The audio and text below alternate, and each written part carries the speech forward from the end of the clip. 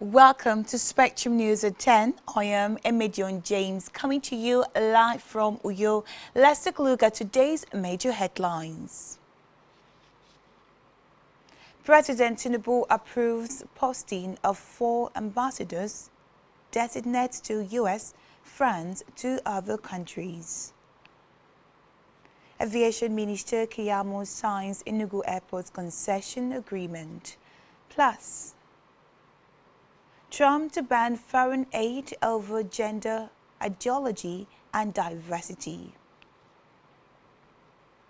Stay tuned for details of this in just a moment.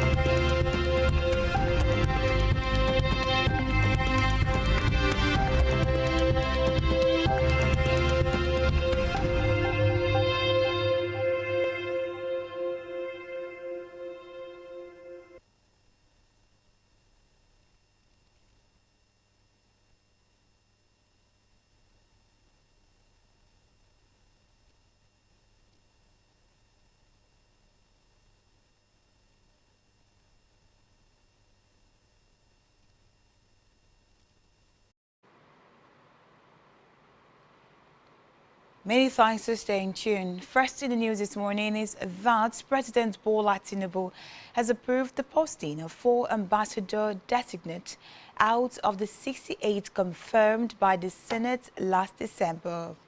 In a statement by the presidential spokesperson, Bayo Onanuga, President Tinubu confirmed the posting of Ambassador Ayodele Uke as the ambassador designate to France and Colonel Latif are as the ambassador designate to the United States of America. Also confirmed by the president is the posting of Ambassador Amin Dahuti, former ambassador to South Korea, as the High Commissioner designate to the United Kingdom. Usman Isa Dankigari Suleiman, former governor of Kebbi State, is the ambassador designate to Turkey. Meanwhile, President Bola Tinubu has sworn in the newly appointed chairman and 37 commissioners of the Federal Character Commission (FCC) at the State House in Abuja. The ceremony, which took place in the council chambers of the State House, saw the new FCC chairman, Hulayat Omidiran, sworn in alongside commissioners representing the 36 states of the Federation and the Federal Capital Territory. Omidiran, 859, succeed Dr. Mohiba Dankaka. Meanwhile, Mohammed Musa was also sworn in as the secretary of the commission. The commissioners inaugurated included representatives from all states and the FCT.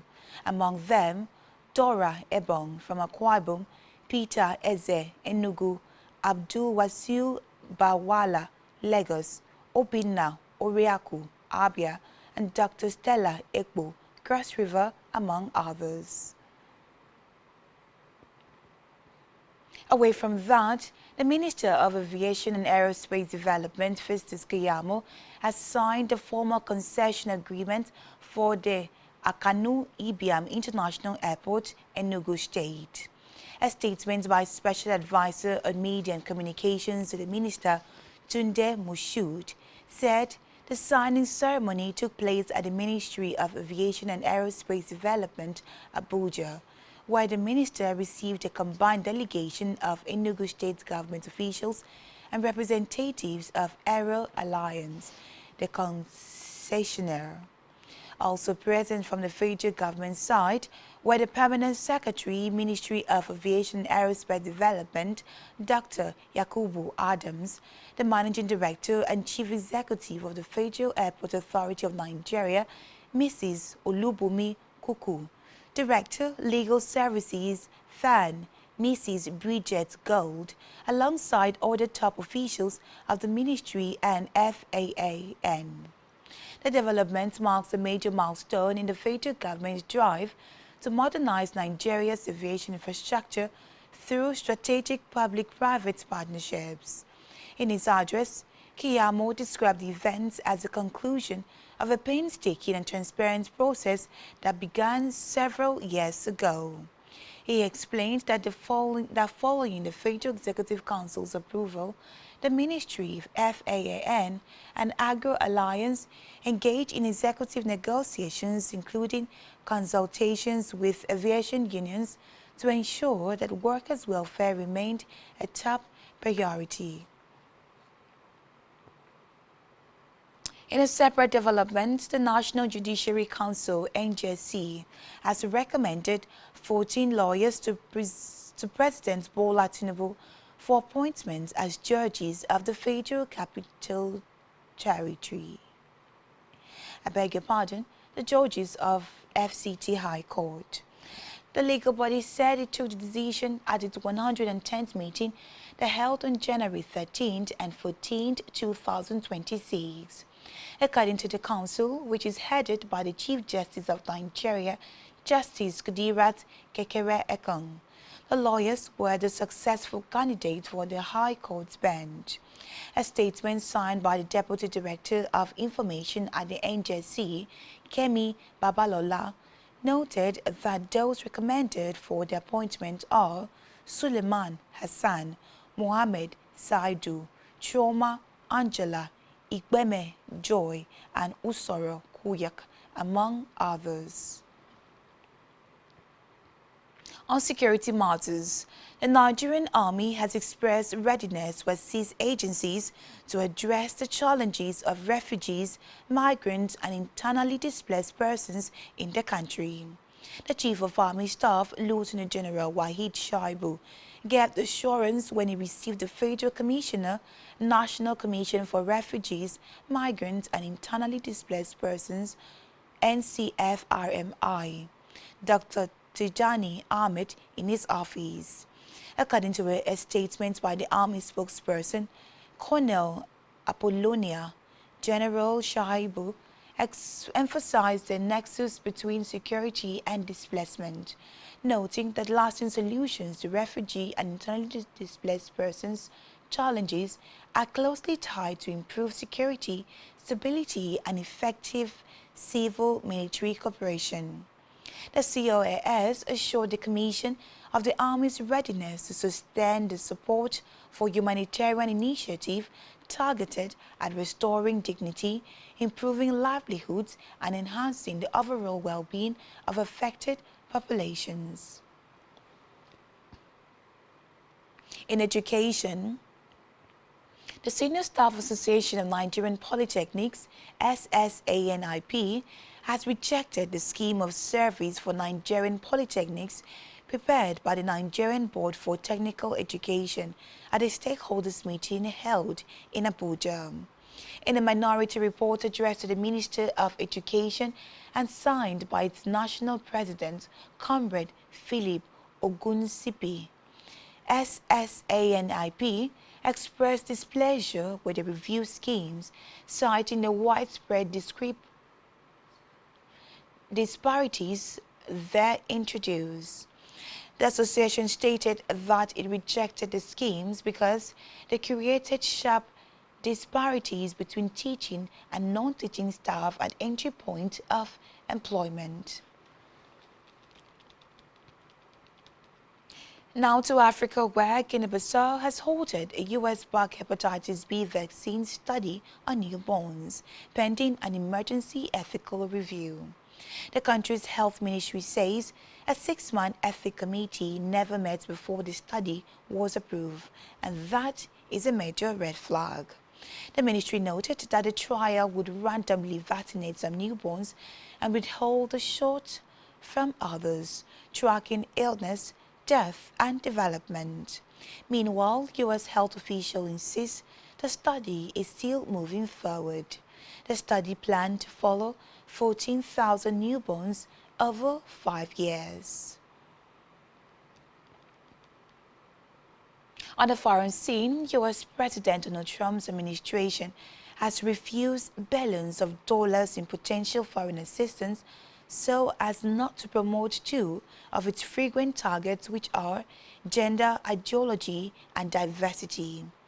According to U.S. officials, the move is being framed as an expansion of the State Department's Mexico City policy, in which Republican administration dating back to Ronald Reagan have banned U.S. funding to non-governmental organizations that either perform or are seen as promoting abortion. The new policy will protect foreign assistance from subsidizing not only abortion as a method of family planning, but also gender ideology, discriminatory equity ideology. Still on the foreign scene, Japanese Prime Minister Sena Takahashi has dissolved parliament today ahead of a snap election on February 8, counting on her cabinet's high poll numbers to steer her ruling party to victory. Recall that the country's first woman premier had announced her intentions on Monday, seeking public backing for measures to shield households from rising living costs and increased spending on defense. The Speaker of Parliament read out a letter officially dissolving the lower house today. Reports say the ruling coalition of Takahashi's Liberal Democratic Party (LDP) and the Japan Innovation Party (JIP) has only a slim majority in the powerful lower chamber.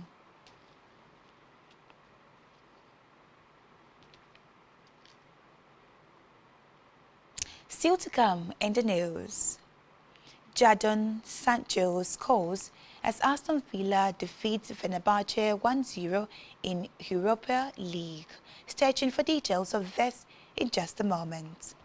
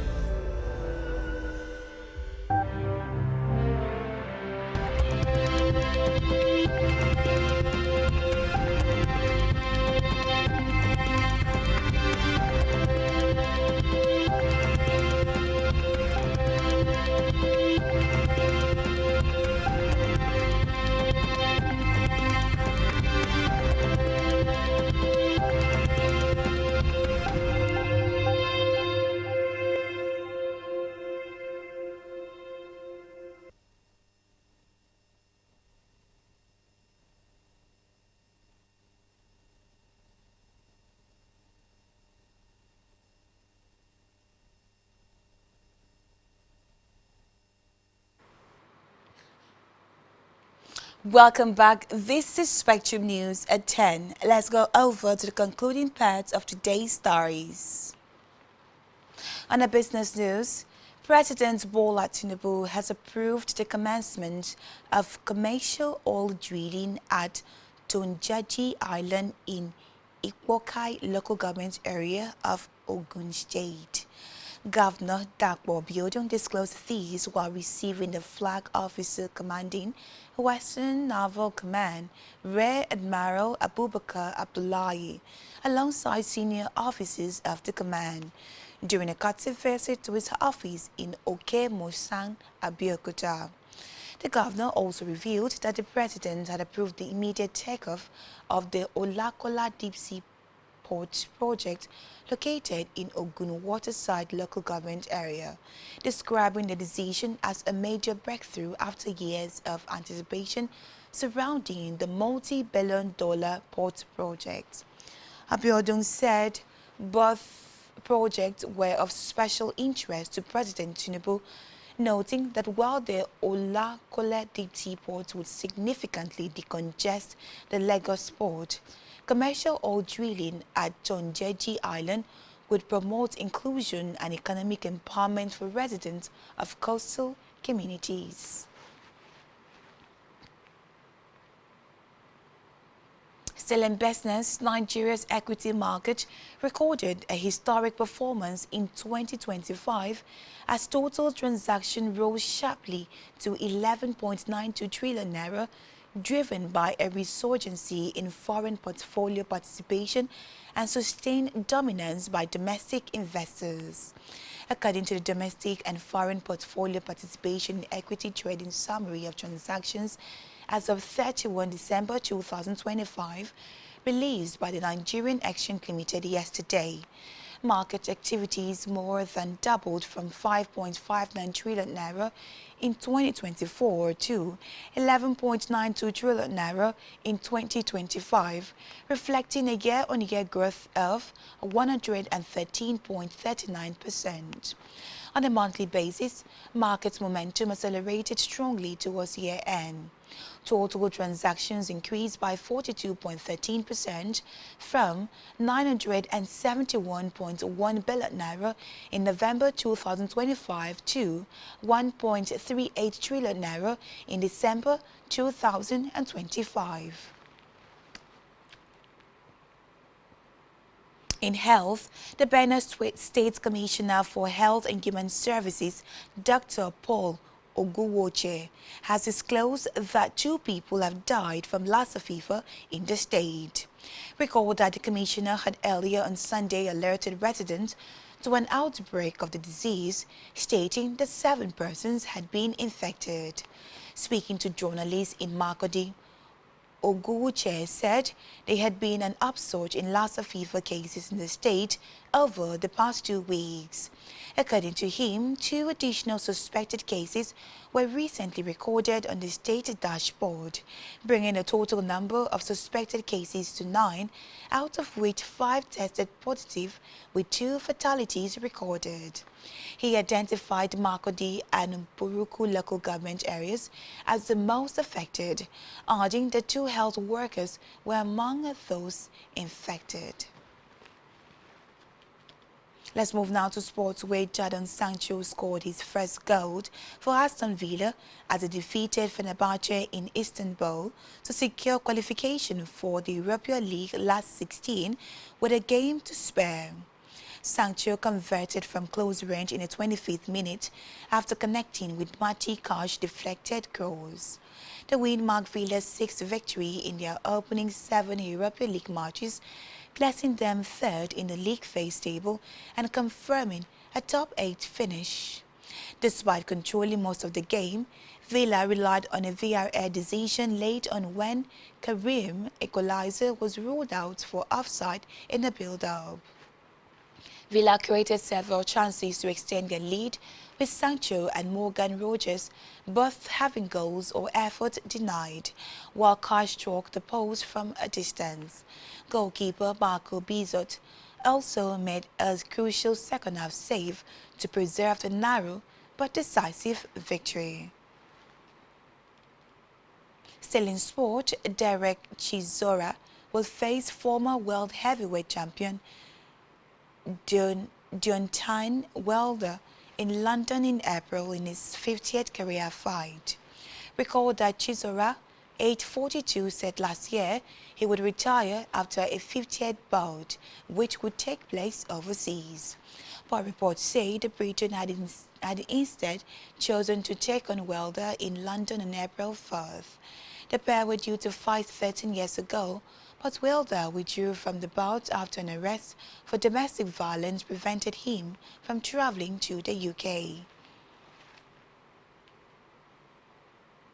On entertainment scene, Rand Coogler vampire period horror film Sinners has broken Oscar's record with 16 nominations, including Best Picture.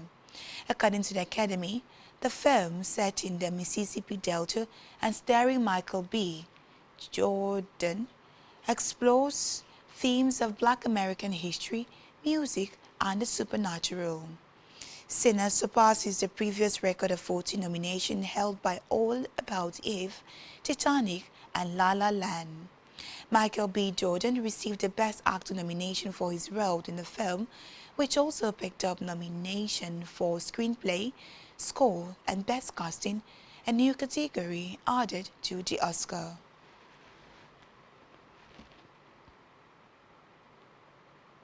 And that's all we have for you at this time. To ensure to follow us on social media, subscribe to our YouTube channel, all of which you can find on our website at spectrumtvlive.ng.